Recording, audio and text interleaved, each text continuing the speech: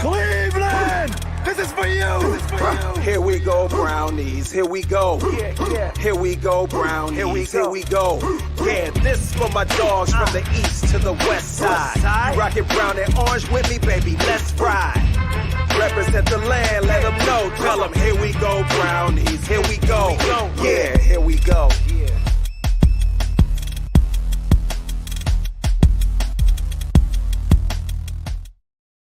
Welcome in, everybody, to another episode of the Here We Go Brownies podcast. I'm Allie Heisong, coming to you live from Sneads Ferry, North Carolina, and joined with me, as always, beautiful Boise, Idaho. We've got Dustin, and your Cleveland Browns are headed to the playoffs. Dustin, how you doing? I'm feeling great.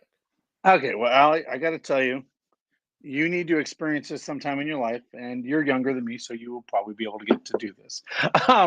But to be in that stadium Thursday night, with the lights and Nick Chubb putting the Batman mask on, slamming the guitar, I don't think it could have been more electric.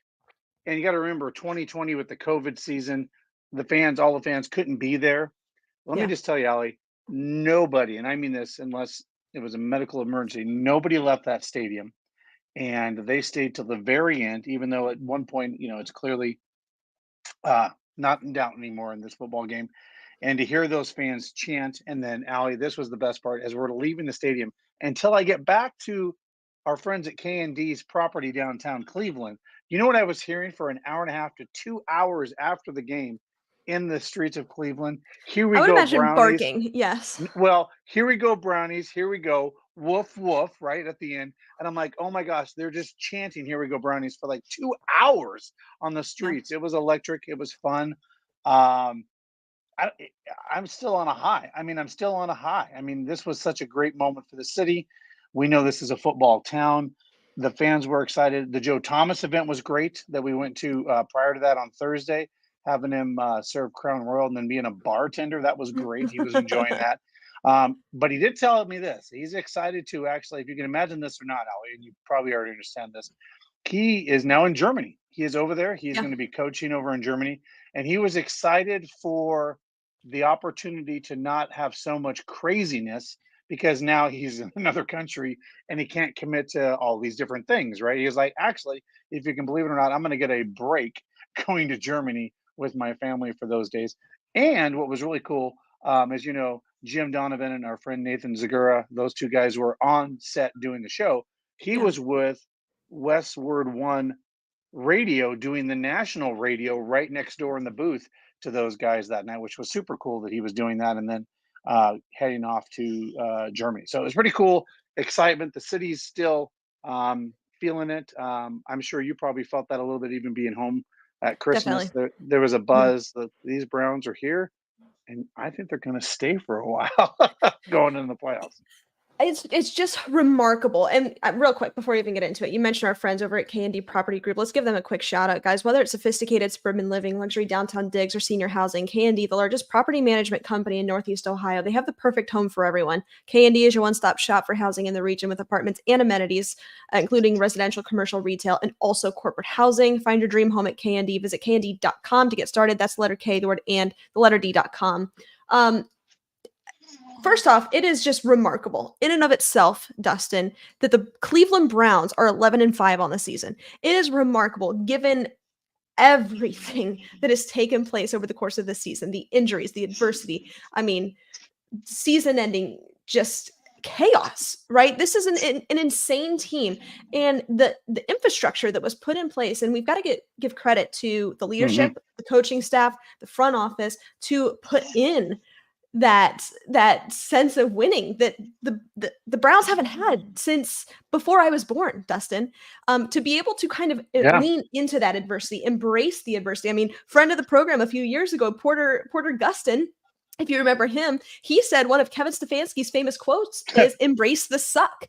And that has really resonated with me this season, because you can see the Browns players have bought it, and it is evident. We've said every single show, next man up, next man up. Well, can the Browns overcome this? Next man up. And the answer is yes. And before we even take a look at the playoffs and what this means and what it means for the team and what we can expect in terms of the playoffs, we need to acknowledge that this team, no matter what's going to happen, is going to come away with double-digit wins, a winning record, and of course a postseason run. That Well, is just truly remarkable. Go on. well, I mean, we can even go a step further. Since and let's just use this. Since the restructuring of the whole 99 with the new Browns coming back. This is only the third time, Allie, in 24 years. 3 times in 24 years now that the Cleveland Browns have made the postseason and punched their ticket for the postseason. So is this city had to deal with a lot of losing? Yeah. Has this city had to deal with a lot of adversity? Yes, they've had to deal with a lot of that. And I got to tell you, it was interesting this time around. This team almost had a different feel to it on the field, and just the way this team's moxie is. It's like they expect to win now. It wasn't like, oh my Right. gosh, in 2020 we made the playoffs and oh my gosh, all that relief is gone, that pressure is gone. This is a team who's like, no, not only do we think we deserve to be in the playoffs, we're not even clearly close to being done in our mind. Which, by the way, Mhm. that's a scary football team to go up against. And the fact that Joe Flacco has come out of nowhere, and I mean out of nowhere, and put up 4 games of plus 300 yards passing Yeah. is incredible. And the fact that this, he said this locker room is tight. I can tell these guys are all rallying around each other. And the fact that they embraced him to come in, right, an outsider that had never been with the Browns. And it was Not just funny. an outsider, of an enemy Right. in Joe Well, Flacco, a former well, enemy. right. And so here's what's even crazy. And here's the crazy thing where I don't think it mattered as much. And I think you'll see this as a really interesting perspective. Those players in that locker room don't have the animosity towards the Ravens as the fans do. And let me get Yes, into that. correct. And what was interesting is he's like, I think some of these guys sometimes look at me as dad. Like when he's walking around in the locker room, he said, if I would have made a mistake in high school, I could have been these kids' dad. Like that was funny That's an what he said to all-time quote, by the way. That is an yeah. all-timer. That's so funny. So, I mean, but it's true. Here's a guy that's going to turn 39 in January, and Yeah. he is beating the internal clock of youth, right? Because he feels good. We saw him running around in that game, throwing to Ford and getting Ford open in that end zone was crazy enough in that sense. But I just think this team has rallied around him. And here's what I think is interesting. This team is playing with house money in my opinion. And what I mean by house money, Allie, this team wasn't expected to be here with these injuries, nor were they thinking they were going to be able to get a quarterback of Super Bowl caliber and playoff caliber to Mhm. come in and basically ride the ship, right? And here's what I think. Here's a guy that hasn't been banged up all year, right? He comes in for the last 4 or 5 games. He hasn't been through a season of injuries. Yeah, I think I don't want to face Joe Flacco in the playoffs because guess what? There isn't anything Joe Flacco hasn't seen in the playoffs correct. or in his career, right? Like Uh-huh. he's seen every defense, he's seen every team He's probably. he practiced his entire career against Ray Lewis. I mean, it doesn't get any more difficult Yes, than that. yes. I mean, Well, Allie, so here's the thing that I heard, and I think there's some facts behind this, and I think you'll find this interesting. What I heard, now this is just hearsay, but I believe it is true. When they brought him in for the tryout, yeah, he had the scout team. Now think about that. It's the scout team, right? He threw 4 touchdowns on our number one defense. And I think that was maybe some eye opening for the organization. Like, okay, he still got it, right? Like he he's still still the got this, guy. right? Yeah. And so, anyway, it's been electric in the city. It was cool to go see Doug Deacon down. And Allie, let me ask you this. Here's a quick trivia. Do you know where Hartville, Ohio is? I do. Yeah, that's where the Yeah. flea market is. Yeah, Yeah. So I Hartville Flea went to Market. so Yeah. so Allie, I had Of never course I know where experienced Hartville is. okay, well, I had never experienced the Hartville flea market. Guess who Heck did this yeah. weekend or last weekend? I did. Oh, that's a great Uh, but place. but Denzel Ward was down there, and Doug Deacon were doing some signings down there, so it was really cool to Yeah. see those guys. And boy, you can just feel the buzz, like you could feel it in that building, just the Mhm. city and all that. But I'm talking a lot, so I'm going to let you take it away on some of your perspective, and I let's get want in. to Go ahead. just you talk about perspective, right? And how the Browns expect to win. And we've talked about organizations, like it pains me to say this, like the Steelers and the Ravens, that just have that winning culture instilled in them, right? They just expect to win every single time that they're on the field, even when the odds are stacked against them. And it's nice to see that kind of shift for the Cleveland Browns, and not only for the players on the field, the front office, but also for the fans, for us fans to believe entirely in this team, even though we are 3, 4 guys deep on the depth chart in some positions, to be able to go out there and do it. We are all bought in to this team. This is the most exciting team that I have ever watched as a Browns fan. But I want to talk about our friend Linda. She brings up a point here that I want to elaborate on. What a feeling to not have to be waiting to see the outcome of of this weekend's games. Because here's the thing: let's just say that the Cleveland Browns would have lost to Houston or Jacksonville or one of those games. Chicago. Yeah. So this past weekend, it really would have been important. There would have been some games that we had to pay attention to in terms of seeding or even getting into the playoffs. It really would have mattered. And by the way, it's a good thing that the Browns are in, because none of those games outside of the Chiefs beating the Bengals have gone in the Browns' direction, would have gone in the Browns' favor. So that is true. Thank God, for the first time in, since we've been doing this podcast, Dustin, we didn't have to rely on other teams to get the Browns to the playoffs. The Browns just had to rely on themselves, embrace the suck, and do it themselves to get into the playoffs. So I think that's awesome. Paul says, we want Aiden. Just wait. We got him coming on here in a little bit. So here's a great point, Allie. So, you think about it. This is a team that's won 7 of their last 9 games. Think about it. This team's hot. This team's hot. Now, we all know that Driscoll is going to start this weekend at Cincinnati. Yes. We may or may not win the game. I don't care. I don't think that takes away any of the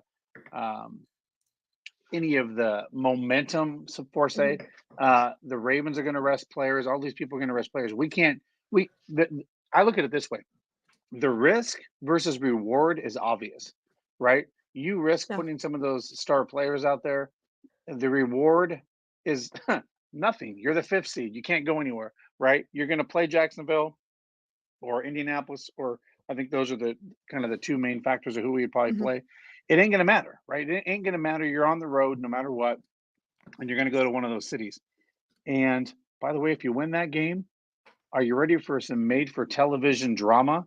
Joe Flacco returning to Baltimore against Lamar Jackson. It doesn't get any crazier than that if you're writing this story. If you write this story season and where we're at. But at the end of the day, Al, you bring up a good point. I went to a couple of those losing games this year, and thank God I got to finally watch a winning game on Thursday night when I was in Cleveland. I was like, finally, I get to watch the Browns win. But this team is just tight. They are tight, Allie. Like they play with such resolve. And I think we saw that with the Baltimore game where they were down by 14, and the Bears game got a little edgy there for a while, but they still came through. Like this team has got Teflon. I've used that word. They're kind of like Teflon. They just, no matter what hits them, they're like, okay, what else you got? Because we've started 5 quarterbacks this year, and we've got 20 some guys on the engine. Like, what else can you throw at us? You can't. And this is also a team. Let's not forget, guys. This is a team that has also beat the 2 number 1 seeds in the National Football League. We've beat the Niners. We've beat the Ravens. This team is resilient. Like, they have beat some really great teams, and I'm excited for the playoffs. I'm really excited to see where this team goes out. And hey, wouldn't that be nice if Vegas called our number? And here's the crazy thing. What happens if Vegas called our number and Detroit was on the other side? I think you could not write a better story for the National Football League to take 2, old school teams that have never been to a Super Bowl, let alone, that would be fun. I think it would be made. Now, here's where the NFL or people would complain, like, oh, the viewing audience isn't going to be that much. Whatever. It's still the Super Bowl. People watch the commercials. They're still going to watch. I know those are, Detroit and Cleveland. They aren't like, the sexy teams that everybody wants to watch in the Super Bowl. But guess what? Maybe it is our turn. Maybe it is. Guys, if you're wondering what you should have for dinner, the answer for you is Angelo's Pizza. Head on over to Lakewood to get your hands on the best pizza in all of Northeast Ohio. Angelo's just does it right. They start out with a buttery crust, and they do double layer toppings. It's great in the restaurant, at home, and even just as great the following day. And while we're at it, we want to tell you about what we've got going on in March with our friends over at Seaside Events. Here is a quick word from them. Give me one second here. There, Browns fans, pack your bags for the ultimate dog pound at sea party on the amazing Independence of the Seas in March of 2024 as we embark on a 5-day all-inclusive Caribbean cruise. Spend time with your favorite Browns alumni like Josh Cribbs, Eric Metcalf, Webster Slaughter, and many more. Presented by Seaside Events. Cabins are selling fast, so book yours now. Visit BrownsFanCruise.com or call 216-284-6472 today. All right, with that, let's go ahead and bring on Dr. David Ullery for the Medical Minute. David, what is going on? Thanks for joining us. You are muted. Rookie mistake. Sorry about that. Thanks for having me on, guys. What's going on? I like your hat. You're looking great. Oh, thank you. Yeah, it's a great hat. So, David, this has been tough because, and this is a good thing that we don't have a lot of injuries to talk about. That is a good thing, especially going into the postseason. A couple of things I want to run by you, and I want to start with kind of the more difficult one. We saw it on Thursday night against the Jets. Elijah Moore goes down with a scary head injury. We all saw him there on the field with the twitching, convulsions, whatever they were. I want to turn it over to you. I know that there was a ton of speculation on Twitter of what was going on. He spent the night in the hospital. I'd like to just kind of turn it over to you. If you can paint the picture of, and really kind of describe it to us listeners, really, that don't know anything about what's going on in the medical field. You know, what was that recovery time? Just everything about what Elijah went through. Yeah, I mean, it absolutely was obviously a scary scene to see that for any player or anybody in general. Anytime you see abnormal movement of the extremities like that, you definitely think it might be more of a more serious injury or more concerning. And obviously spending the night in the hospital was certainly precautionary. At the end of the day, there was no evidence of neurological structural damage that is, at least at this point, going to be an ongoing problem. But I mean, either way, it's obviously suffered a concussion. And so there is a lot of speculation, and truthfully, there's a lot of unknown things about this, even in the medical world. I mean, there's a lot of unanswered questions in terms of exactly what happened. You know, I think there's an important distinction to make, though. So a lot of people are saying this looked like a seizure or epileptic activity, but I think there are some studies out there that show this is more, they just call it convulsions. And there's a difference between convulsions and seizures because there is evidence and there's studies that show injuries like this where athletes sustain a concussion and had these immediate convulsions afterwards. People have done MRIs and EEGs, brain studies on them, and have seen no structural damage. And so the pathway for a concussive convulsion occurring is different than how seizures occur. There's a study in 70 cases of concussions with convulsions in Australian rules football and rugby players. And in this study, they looked at those players and what happened, and they studied them and followed them afterwards. And like I said, they all underwent EEGs and MRIs, and all of them were normal except for one player. And a week later, his was normal as well. And all of those athletes were able to return to full sporting activities, and none experienced recurrent convulsions, and none went on to have any sort of seizure disorder. And so the way that these occur is different than how seizures occur. And really, patients who have these can, for the most part, be expected to have a safe recovery and a pretty benign course of action. Now, there was some tweets going around that specifically Dr. Bennett Omalu, who said Elijah Moore should retire. And the significance of that, Bennett Omalu is essentially the guy who discovered and described CTE. He is the famous pathologist who conducted the study on Pittsburgh Steelers Mike Webster when he conducted his autopsy. And he is the one who essentially coined the term CTE or chronic traumatic encephalopathy. And so he advocated for Elijah Moore to retire. He said that's what he would tell him if he was in his shoes. And I think that can be a little dramatic, especially because some studies, what we know now is that this isn't necessarily a reflection of traumatic or structural brain injury. Certainly it is traumatic, but there are no structural imaging findings that say that this is something where someone has to retire.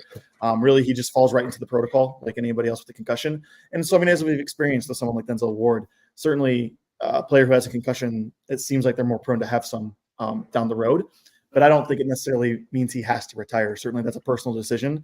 And I don't think going back out on the field after he clears the standard concussion protocol is going to put him in any sort of life-threatening position. David, what I thought was interesting, you and I were talking about this before we went on the air, was that those movements, those convulsions can happen to somebody even with a mild concussion. Mm-hmm. Yeah, that's scary. And there's things that they've shown that convulsions don't necessarily correlate to severity of injury as well. And so certainly they can happen with even less severe or more benign appearing injuries. And another study, just kind of touching on that, involving more Australian football players, found that even more subtle motor manifestations like tonic posturing without the clonic movement, so they get tense, but they aren't doing what Elijah was doing with his arms like this. Those occur in almost 25% of all sports-related concussions. And so really we see those on the field because, and if you notice, I mean, you do see when you know a player got hit in the head and they have a concussion, a lot of times you see them tense up. And that's involuntary. They're not doing that to protect themselves. That is a sign of a concussion and an injury. And so the Australian football study showed that even up to a quarter of all players who have a concussion experience that. And again, that doesn't necessarily correlate to severity of the injury. And so even though it seems like his was quite severe because he stayed the night in the hospital, I think most of that was precautionary, just because we don't see the type of activity that he had after every concussion. And so, it would be devastating if they did not keep him in the hospital overnight and something worse happened. But ultimately, it was precautionary. He returned home the next day, and he practiced today. And so he is certainly in the protocol, but clearing each step and making his way back towards a full recovery. And so I'd anticipate that he will be back to play. It is either way, it's, as we've talked about on the show, I don't know, even 3 weeks ago, it can be a controversial topic, and there's a lot that we still don't know about it. And there may be very micro structural damages, but at least on overall MRI studies and kind of brainwave studies, there doesn't appear to be a correlation of structural damage with this immediate post-concussion convulsion. As you were talking, David, and I was listening to that, it almost, you think about the body, the brain, we're all made up of nerves and neurologicalness, right? In that sense, I don't know if that's even a word, but I like it. I'm going to start using it in my practice. Neurologicalness. Well, in all seriousness, I'm thinking if your brain is altered, right, where you have a concussion, and that's connected to your neurological system, right? That could cause convulsions, right? Like your body is kind of a little out of control, and that could cause a convulsion. That would make natural sense that your brain's not communicating to the rest of your body, so it may go into some kind of shock almost, right? Yeah. So and that's what I was. Yeah, no, you're absolutely right. And that's sort of what they speculated in that study. They called it a functional decerebration. And essentially decerebration is the removal of the cerebrum from the rest of the body. And so obviously in his instance, it wasn't actually structurally removed, but it's a functional decerebration in the sense that the impact caused a lot of abnormal activity within the brain and a lot of electrolyte sort of transmission that normally doesn't happen. And so that causes that tonic and clonic and myotonic response. And so, you're exactly right. The brain controls everything. And so it communicates to the rest of the body. And when that communication is off, things like this can happen. Makes sense. Just kind of turning the page here to Okoronkwo. We saw today that he's back to practice. He's cleared to practice, obviously limited. But he went out several weeks ago, David, with a pectoral injury. And I think at that time, it was kind of coming off of a lot of just news of season-ending injuries left and right. And we figured, Okoronkwo was out too. And I think a lot of people just assumed it was going to be a season-ending injury, season-ending surgery, something like that. I think we even talked about it on this show a few weeks ago. But he received like 5,000 second opinions or just 5,000 opinions. And now he's back to practice. Can we just speak to that a little bit and maybe what that injury may look like, and if we expect to see him to play, or if this is just him getting involved some more? Yeah, absolutely. I think, like you alluded to, we all anticipate that this was a season-ending injury. We've heard plenty of times before a pectoral injury or a pectoralis major tendon rupture is a injury that requires surgery almost unanimously. And just for a relevant example, at least for me, it would be CJ Gardner-Johnson. He tore his in week 1 or 2, had surgery, and now he's back to practice now. So, it's not a quick recovery after the surgery. It's a 2.5-3 month recovery. And so I don't think him returning to practice today is just a sign of him wanting to be involved. If this was something where he was going to have surgery and it would end his season, he would have had that surgery. I think this is more or less, I think it's a combination of things. Like you said, it was kind of after we had the flurry of season-ending injuries for the Browns. And so he probably in his mind was like, I got to do something. I got to be there for my guys. I got to be there for my team. If there's any way I can avoid surgery right now, I'm going to do it. And on top of that, I think it's remarkable. I mean, your pec major is a very large muscle, and it controls a lot of movement and strength in your arm. And so, I mean, it would take obviously a professional athlete to be able to play through an injury like that. And obviously he hasn't played through it the whole time. He's had time off. He's kind of adapted, and he's gone through some therapy to, one, reduce pain and inflammation, and two, find other ways, whether it's bracing, taping, modify, so he can get back in the game. And so I think him practicing today is definitely a sign of his anticipation or attempt to return. Now, obviously, practice doesn't always equate to gameplay, but it's the closest thing you can get. And so it's the first step in getting back to a game, but I would not expect to see him this week against the Bengals. If anything, he's trying to get back for the wild card round. And I think that's totally realistic. And then I would anticipate when the season is over, we'll get a headline that he will have surgery or he had surgery after the season ends. I know in my practice that, we can treat injuries like this, a pec injury, a biceps injury. Those things can be treated even chronically. Obviously, it's more advantageous to fix them immediately. It's fresher. The muscle is a little bit more pliable and forgiving. But these are big muscle groups that are also forgiving in the sense that muscles do have memory and they will stretch back out. And so if he gets a little bit of contraction and tightening of that muscle and tendon, there's ways to release that and fix that. And so even having surgery 2 or 3 months after the injury, he'll still be able to expect a good outcome and a good recovery. And so I think in talking with the team doctors and all the opinions he got, he ultimately made the decision that he wants to be there for the team. And he feels like that even with a torn pec, he can contribute and be a good player for this team on their playoff run. And so, I mean, the other thing is we don't know the exact details of his MRI results. I would imagine it's a full tear, but it could be a partial tear that does still require surgery, but isn't as severe as a full tear. And those details are never revealed. And so it's hard to know for sure. But either way, I would not be surprised if he ends up having surgery once the season is in fact over. Quick question real quick on that. So if you do come back to practice, is there some kind of protective thing that he can wear in the chest area until, because I mean, you're moving, right? You're a line guy. Is there something you can wear to not make it worse? Like in that situation? Yeah, I mean, I'm not entirely sure, not entirely familiar, just because these are standard is to fix these acutely. And so it's not like a shoulder instability where he's wearing a brace like Baker did on his arm to prevent the shoulder from dislocating. And so I think he's probably just easing into it, and there may not really be any bracing that's going to support it or protect it. And it's just a matter of whether he can tolerate it and whether he can protect himself and be strong enough in those positions to make plays and not be injured further. Now, again, if it's completely torn, he's not really going to injure that muscle or tendon anymore. The damage is already done. But not having that major muscle group available and being able to use could potentially put him at risk for injuring other structures. Right. Makes sense. I can't imagine that feels good. I cannot imagine that would be pleasant. David, I'll get you out of here on this one. Look, we know that the Browns have made the playoffs. We are celebrating. That's awesome. But with that going to Cincinnati this upcoming weekend, we can anticipate a lot of players are probably not going to play, a lot of starters. I mean, it's already been announced Joe Flacco's not playing. You've got Jeff Driscoll in.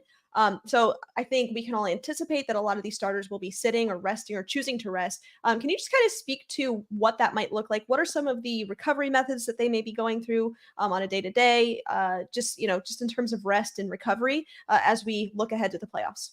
Yeah, absolutely. I mean, a lot of the treatment and rehab they're going to be getting now will be the same, even if they were anticipating playing, just because they still need to be game ready and they still need to be at that level of mobility and athleticism to be ready to play the following week.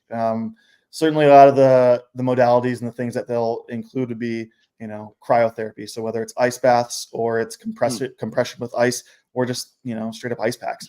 I think that those will be a daily part of the regimen, as well as heat, whether it's a sauna or a hot tub or heating pads. Ultrasound is also used frequently, especially for more muscular injuries. And so if anyone's dealing with a partial muscle strain, they'll definitely be getting some ultrasound therapy.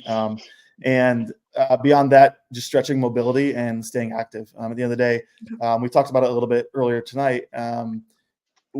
These players, there's a battle between taking the time off so that you don't get injured and being able to recover, but also getting rusty from taking a week off, because there are, evidence, or there's instances where taking a week off and you don't come back as sharp or as quick and your timing is off, or things like that. But at the end of the day, I mean, between the coaches and the training staff and the players, they'll make the decision that's right for each player, in order to protect them as they try to make a playoff run here. And so a lot of their rehab will be the same as it is, even if they were anticipating playing. It's just nice to have another week off and not go through that traumatic experience of playing a football game. So hopefully any lingering inflammation, swelling, things like that can reduce it. And to answer your question, George, swimming absolutely can help recovery. It certainly depends on what specific injury we're talking about, but it's a non-impact physical activity. And so there's very, very little stress and strain on the joints and the muscles. And so swimming is a really wonderful tool for rehab and recovery. And a lot of athletes use the pool in their recovery. Just one for, cardiovascular fitness. It's great for getting in shape. And again, it has such little strain and impact on the rest of the body and the joints that it is very beneficial for athletes in all phases of training and recovery. Yeah. Okay. Very good. Well, there you have it. Thankfully, we didn't have a ton to talk about tonight, and that's a good thing. David, thanks for joining us. This was the Medical Minute, and it was brought to you by our friends over at Lorello Vineyards. A quick word from them here in just a moment. But David, thanks for joining us. Go Browns. Thanks, David. Thank you. Go Browns. Go Browns. Again, that was Dr. David Ullery. He's an orthopedic surgeon, and that interview was brought to you by Lorello Vineyards. Here's a quick word from them.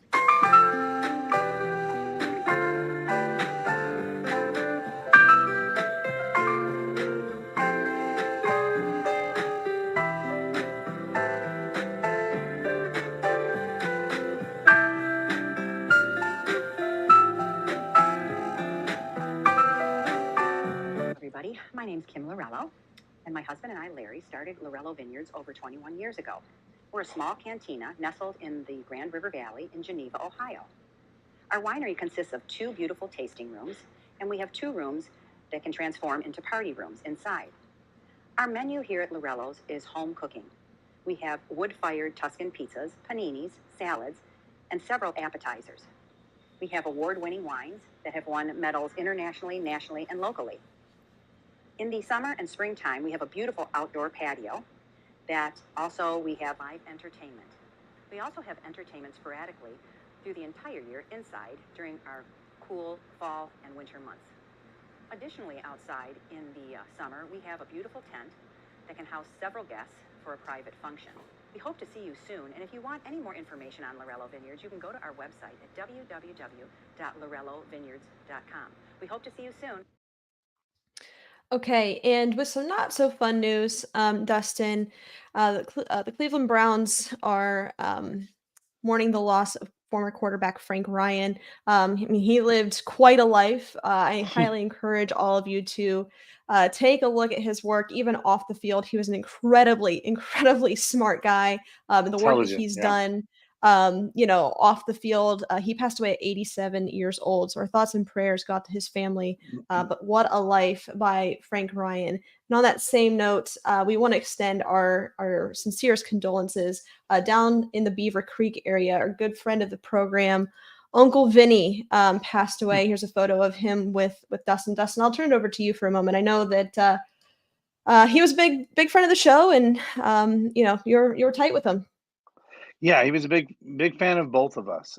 If you met Vinny, everybody loved him, right? Like, he walked in a room with a big smile on his face. Everybody loved talking to Vinny, and we had a lot of fun with the golf tournaments down there. Full disclosure, those things didn't run right without Vinny. That's because he was always behind the scenes, making sure things were taken care of.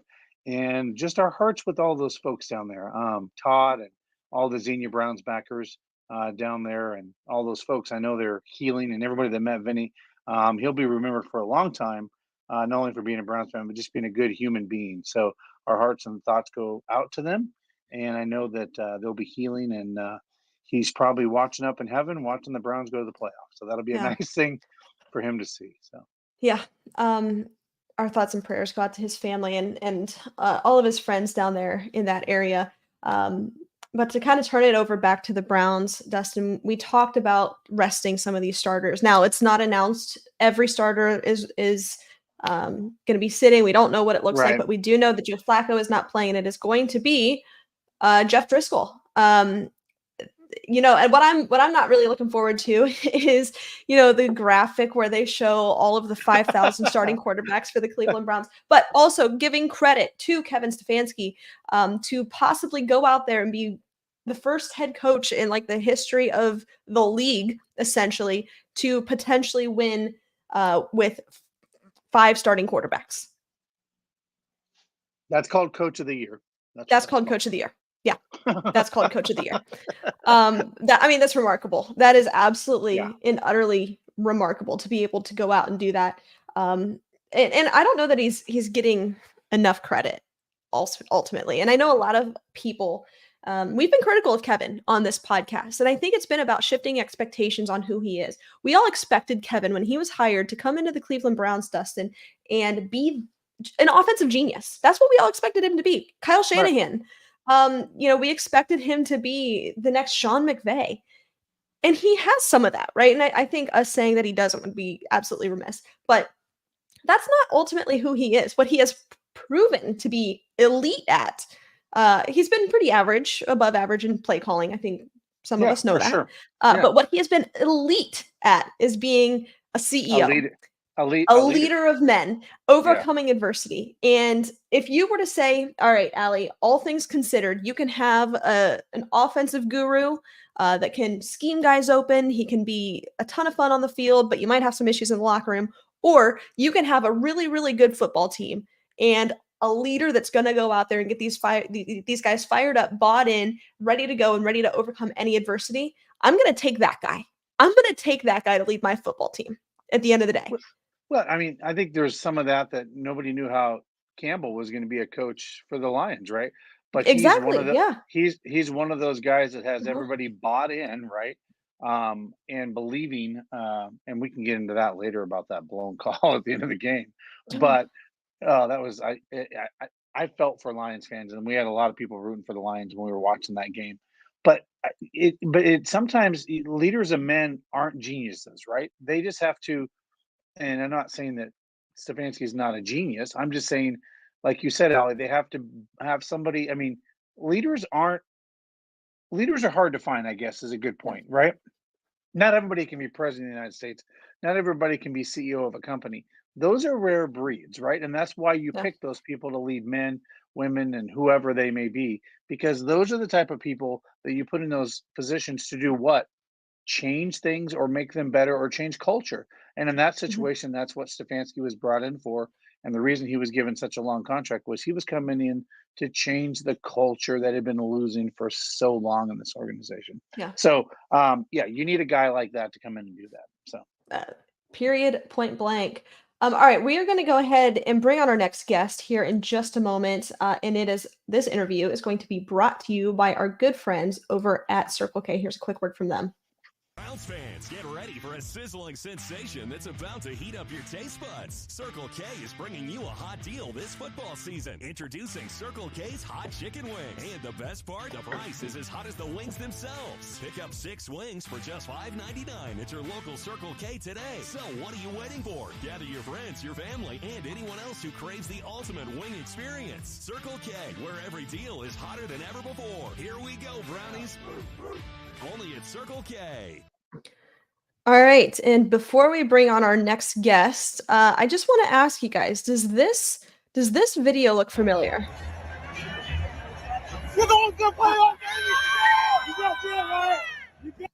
That is David Njoku. If that looks familiar, let's go ahead and bring on the man, the myth, the legend. We got Aiden, who was the star of the show in that video. Aiden, how you doing? Good. Thanks for taking the time for us. How exciting was that night? Not only just the playoff atmosphere, the energy, but being that up close and personal with David Njoku. What was it like for you? It was so good. It was so amazing. It was awesome. So he's the best. Go ahead, Dustin. Yeah. So as I say, Aiden, we've known you for a couple of years before you became famous. But how crazy was that for him to be so calm, cool, collective, walking over, just signing your autograph, and then literally grabbing you and, getting you all excited and doing that? Like, what was that moment like? And, obviously to be able to take that in, I know you've made it on the circuits around some of the TV stations there in Cleveland. You've been interviewed by some other folks. Just tell us what that has been like. I joked with our good friend Todd Blocker down there that he's like your agent now. Uncle Mhm. Todd, down there with the Xenia Brownsbackers, he's like your agent trying to negotiate things for you. Just tell us like what that's been like ever since that happened, and like what are your friends saying? Like all your friends that saw it. Like just tell us what's been your funnest experience uh, ever since that's happened, because I know it was a whirlwind and you didn't expect that to happen. And then the video goes viral, you get over 1 million views, and the next thing you know, everybody knows who Aiden is from Dayton, Ohio. So just kind of walk us through what that's been like, Aiden. Well, it's been very awesome, very cool, and I don't really know. It's just been like I It's have just no been words. crazy. Yeah, You very know what? crazy. That's so exciting. I'm just so excited for you because, we've been able to meet you a couple times. It's always fun to be able to talk to you. And we know that you're just such a Browns fan. So it was so well deserved for you to be kind of the guy to be, in the video and to meet the chief. But what's it been like, Aiden, to be able to go on all of these interviews, podcasts like you are tonight, being on TV? What's that been like? Has it been nervous for you? Have you been excited? Is just the adrenaline taking over? What's going through your head? It's been very good. It's been cool and crazy. Well, I hear you, and I'm just so excited for you. So what's next? I mean, are you going to David Njoku's house for Thanksgiving? I mean, you guys got to be pretty tight by now, right? I mean, you know what? You know what I think is next is David Njoku is going to be asking for your autograph, Aiden. I think Oh, you're the there we go. guy. I think you're the guy. Hmm. So let's turn it over. Let's talk about the Browns in the playoffs. It was super exciting to be able to see the playoff clinching the playoffs there in person. But what are you expecting out of this team? Do you think that they're going to go into this pretty resilient? Do you think that they're going to be able to put up a good fight? Because as we know, there's been a lot of injuries. What do you think about this Browns team?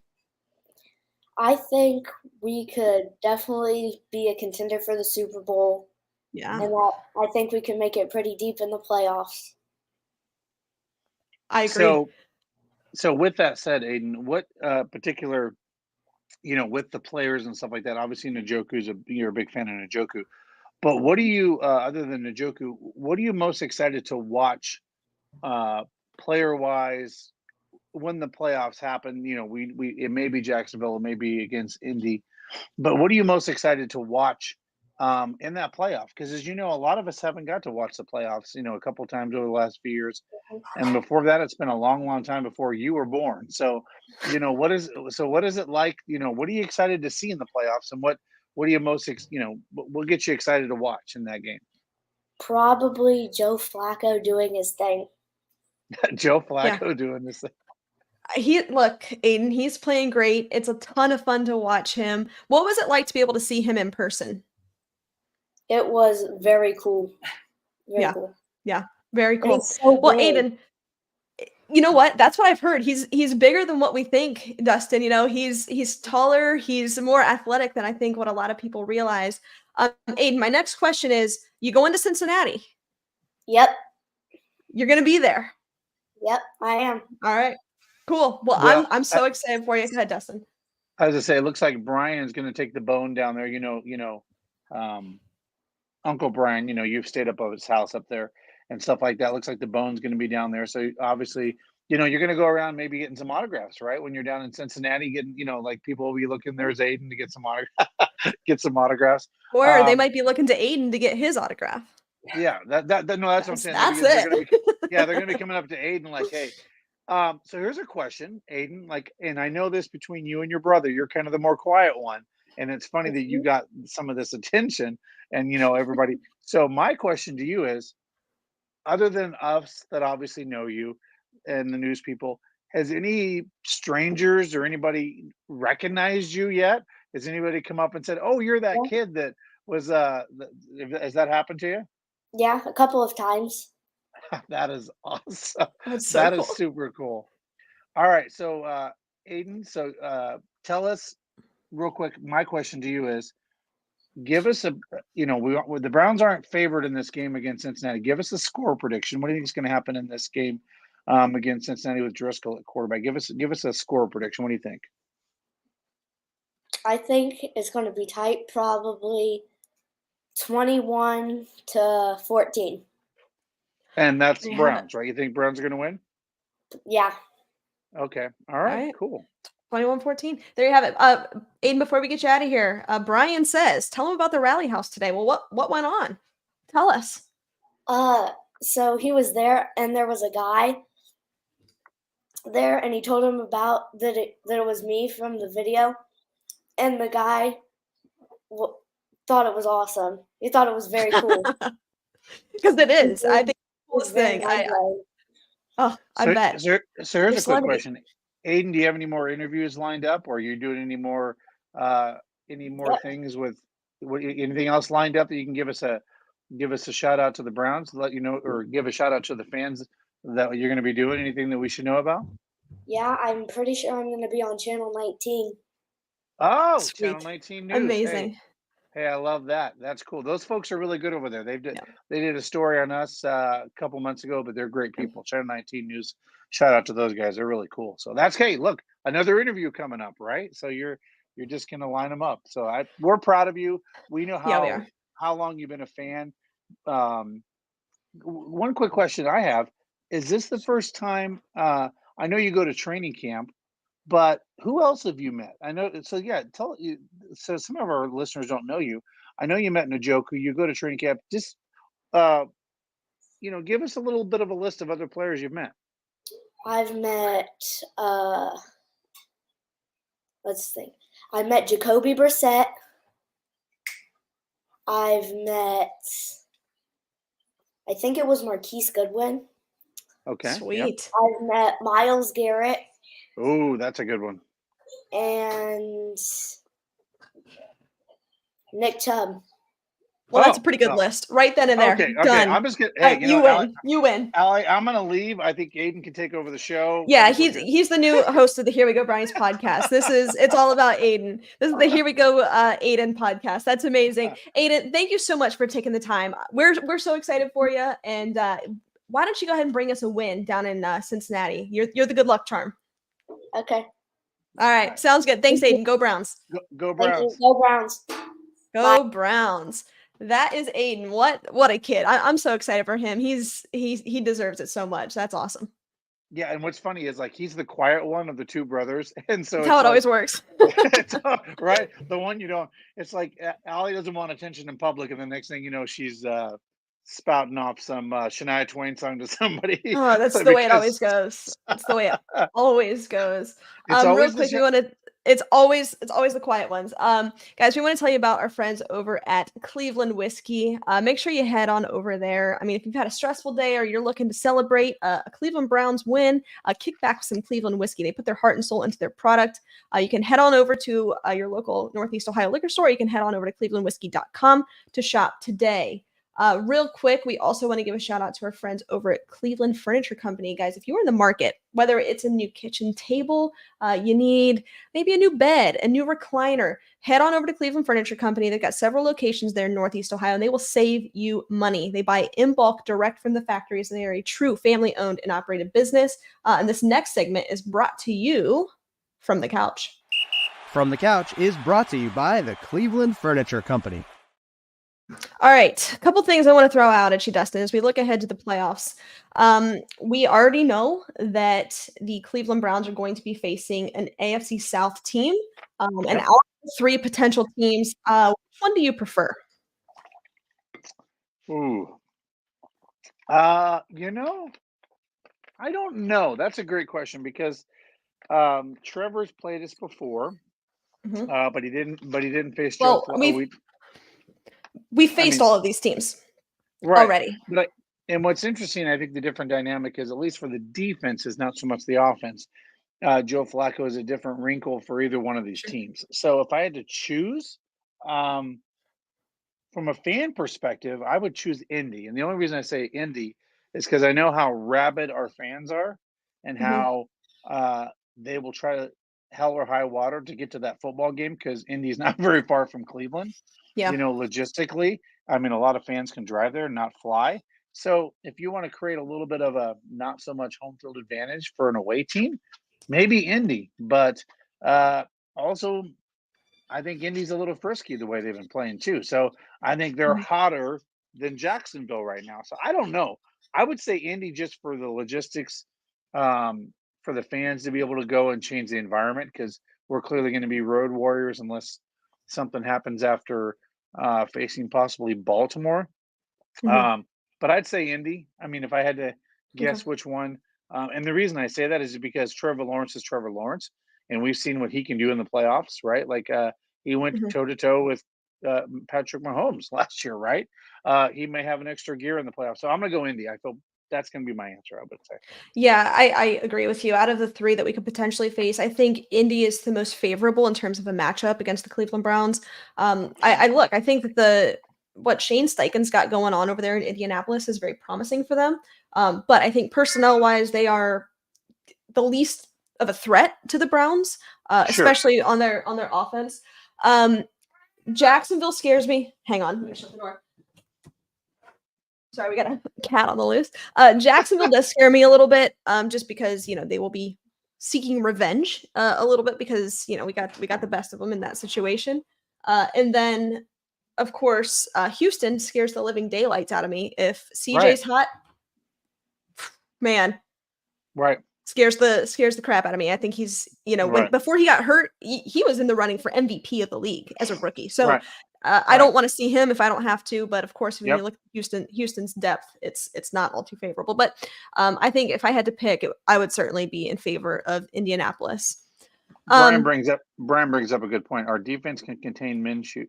Minshew, we have tape on him. Good point. yep. I mean, so there is that. So hmm Yeah, Kat did have a good pick. I don't know where he's at. Actually, if he's in this room with me, I just saw when if you saw me welcome like get to a little welcome to 2024. I don't even want to tell you what I was dealing with my dog, and we got cats. Hey, you know what? It's a new year. Let's go. It's a new year and it's always a live show. So you can hear Birdie squeaking her toy out in the living room.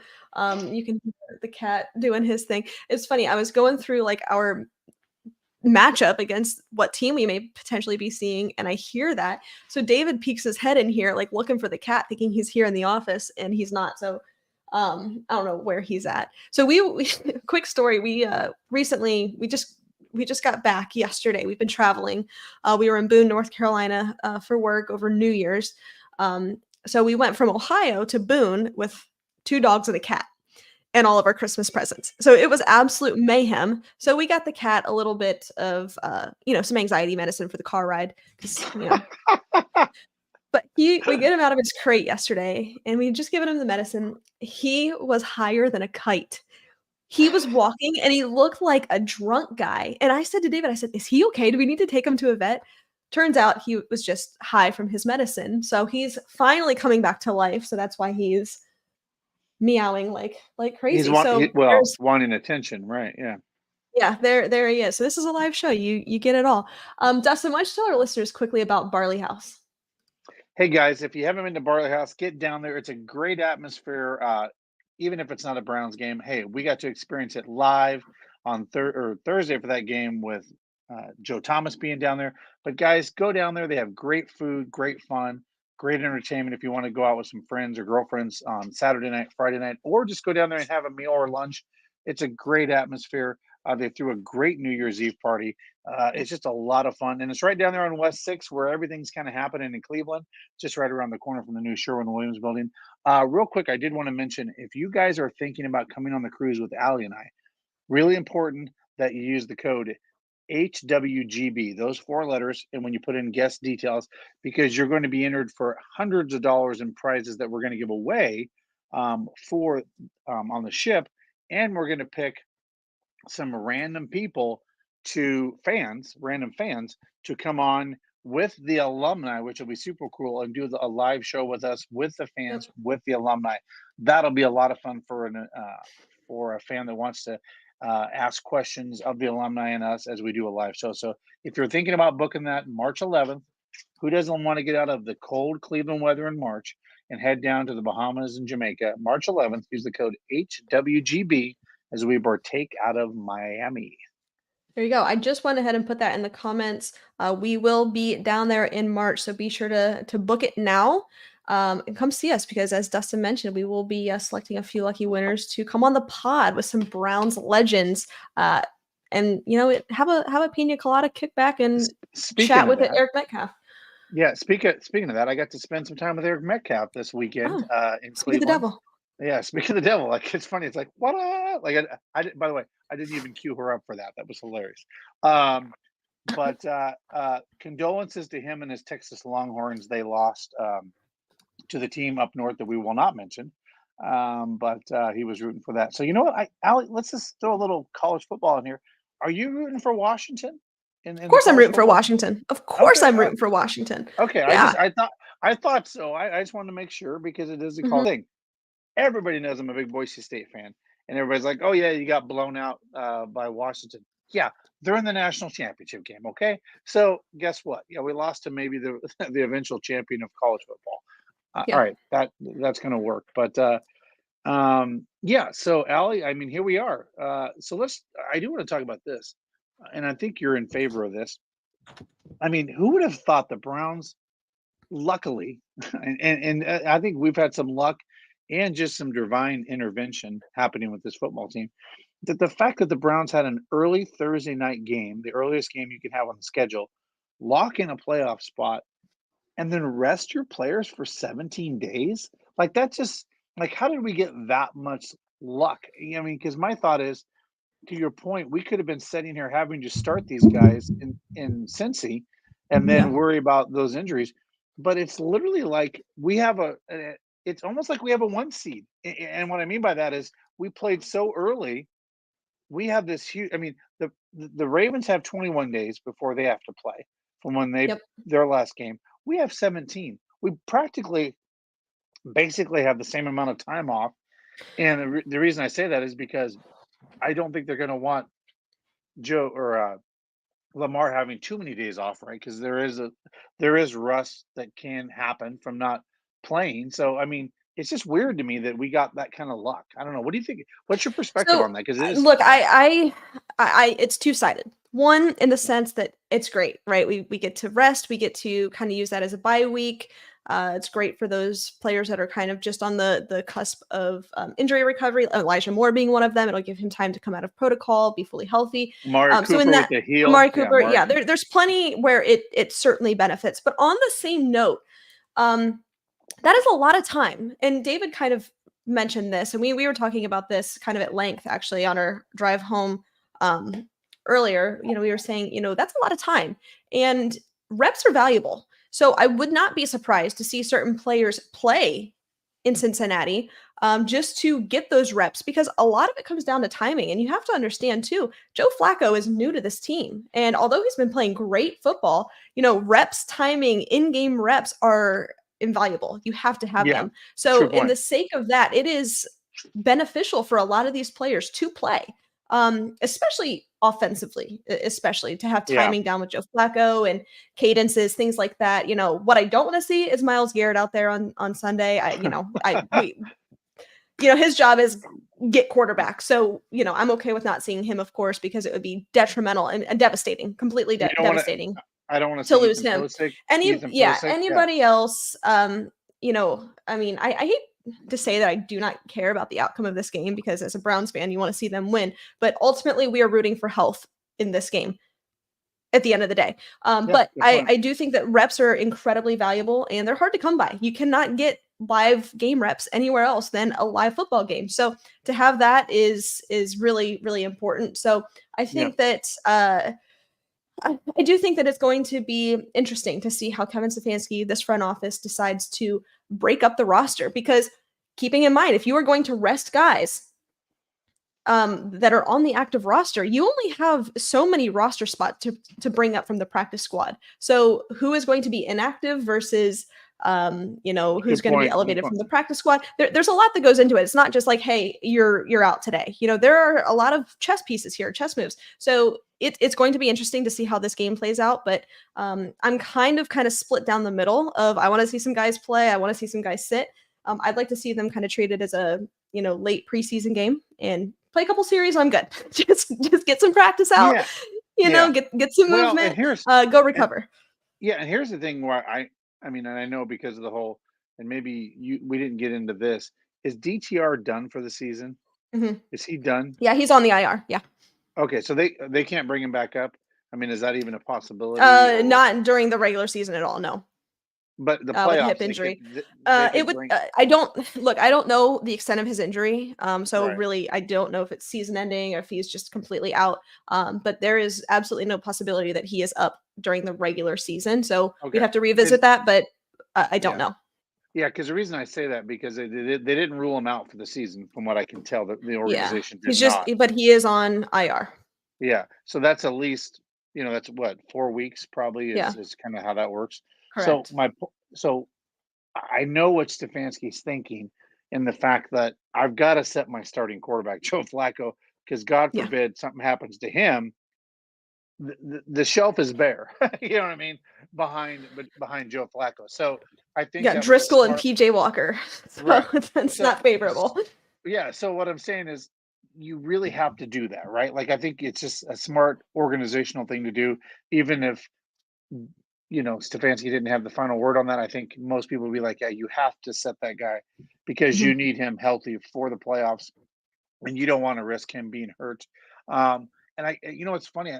I bring this up because I mean, we all watched that slaughter that the Ravens did to the Miami Dolphins, and there Mhm. was like 12, 10 minutes left in that game. I'm like, why the hell is Lamar Jackson still out here?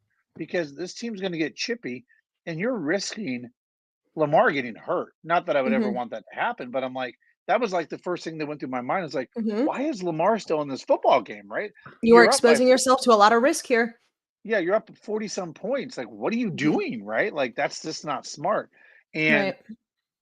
and I think that's kind of what Stefanski's looking at specifically with Joe Flacco. Like, I'm not even going to take the risk. Um, that's why we have practice during the week, right, for your rhythms and keeping timing with these guys. I don't have to have them in a live game, right? Mhm. So, but again, you're right. You got to get those reps and keep making sure that you have those reps with the first teamers and stuff because that is important. Yeah. Look, what I'm saying is don't be surprised if you do see some starters out there for a Sure, half.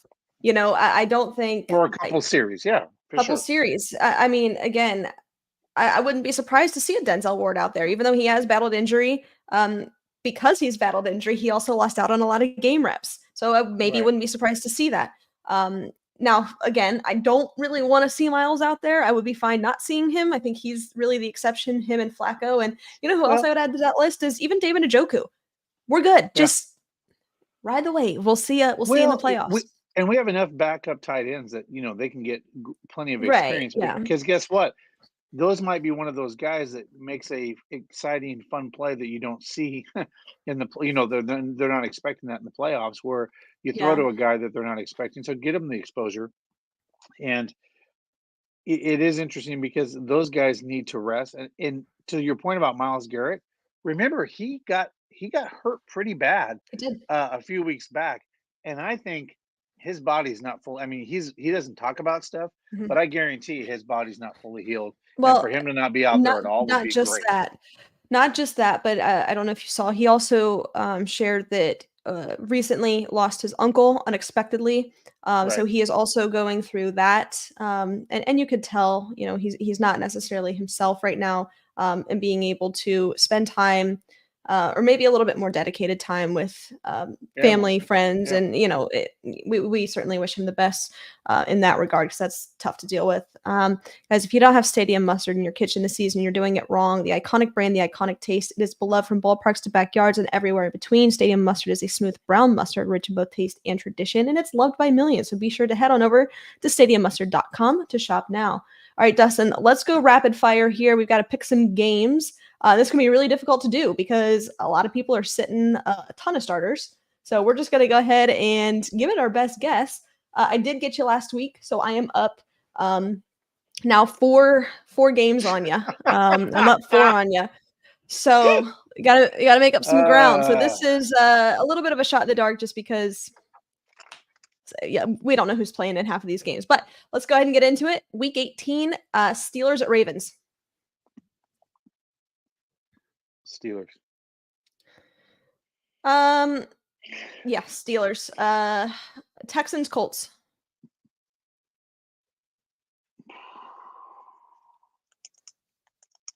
It's Rapid at fire, Colts, Dustin. right? Come on. Texans, Uh, Colts. Texans because CJ Stroud's back. Yeah, I'm gonna go Texans. Yeah, Texans. Jags, Titans. Jags. Yeah, Ooh, I agree. I agree. Give me the Jags.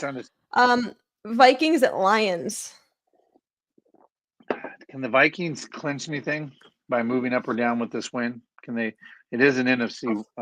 It is. I actually, off the top of my head, I don't know that. Okay. So It's I mean, at Detroit. It's at it's Detroit. in Detroit. Yeah. Give me the Lions. Yeah, I agree. Lions are playing most of their starters. Those that are not injured, of course. Falcons at Saints. Saints. Yeah, I agree. Sorry to agree with you on all of these, but I agree. Jets at Patriots. Riveting podcasting, I'm sure. Jets at Patriots. Jets at Patriots. Ugh, barf. I think this is Bill Belichick's last game as a. Ooh, there it is. There's some hot takes. This is Bill Belichick's last game as a New England Spicy. Patriot. I'm gonna go Patriots because they're at home, and Bill Belichick wants to go out with a win. All right. Give me the Jets here.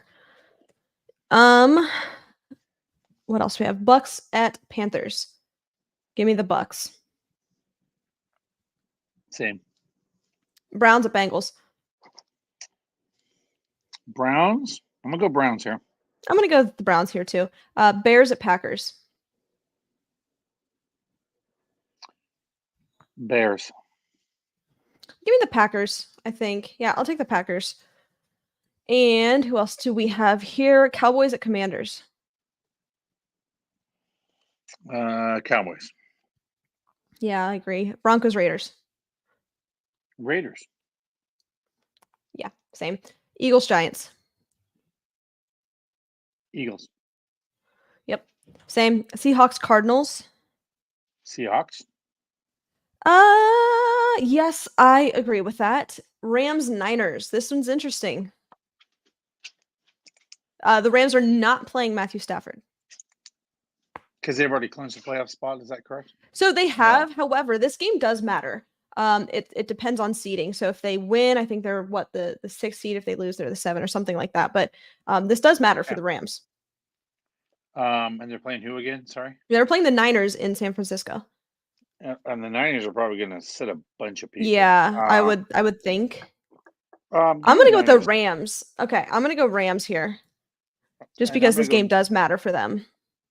All right, so I got 49ers. Okay, got it. Yep. All right, Chiefs, Chargers. Chiefs are a grease fire right now, but and by the way, they're not playing Patrick Mahomes, so you're going to see Blaine Gabbert against Easton Stick.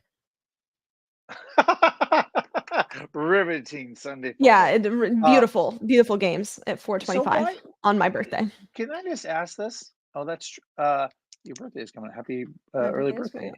On Sunday. Question: does the seeding not change for the Chiefs either? Are they stuck in the 3 seed? Is that why they're doing? I think this? They're stuck. Yeah, I believe that is the case. All right, I'm gonna go Chiefs. Yeah, just I'm still gonna go with the Chiefs. Yeah, I'm still going Chiefs here. Last but not least, Bills at Dolphins. Okay, this is the one everybody. This is the one. Yeah, this is a game. Here's the thing. I don't know what the hell's happened to the Miami Dolphins, but the Bills. This game, by the way, is for the division. Correct. That's why I'm gonna go. I don't know why, but Josh Allen every once in a while does something crazy and plays really good. I'm going the Bills on this one. I'm going the Bills. All right, I'm gonna go with the Dolphins here. I'm gonna go Dolphins. We got a couple. You can make up some ground here. I do. So, yeah. We got a couple here. All right, guys, we've gone over. Dustin, any closing thoughts as we wrap up on a beautiful, beautiful Wednesday evening? And thank you, Jim. Yes. Just whatever resolutions you've made. We're in 2024. My resolution is to be healthy, and live some prosperous times, and for our Browns to stay healthy, and hopefully they get some guys healed up for 2024 going into the playoffs. And so my message to everybody is enjoy your time with your family, enjoy the Browns, and take this in, because you don't know how often we get this. And Allie and I have done this Yeah. podcast several years now, and you don't know when you're going to get a playoff team, or you're going to get a 7-9 team, or or a Mm. team that's not going to make or 7-10. So enjoy this, relish in it, be like Aiden, take it all in, enjoy the football, because you know what, you may not get it again. You just Yeah. don't know. Things are not promised. So enjoy Enjoy this what you football have. and enjoy it. So that's my Yeah. message to everybody. I agree. I was just gonna say, at the end of the day, I know we can't wait for this Browns postseason run. I think it's gonna be exciting. It's historical. We're never gonna see anything like this. So enjoy what you have, and they very well could go on and win the damn thing. The cat agrees. They could go win the whole damn thing, or it could be one and done. And I think nonetheless, what they've overcome and where we are at currently is remarkable in and of itself. So appreciate what you have. Thanks everybody for tuning in. We appreciate you. So stay safe, stay healthy, and as always, Browns fans, go Browns.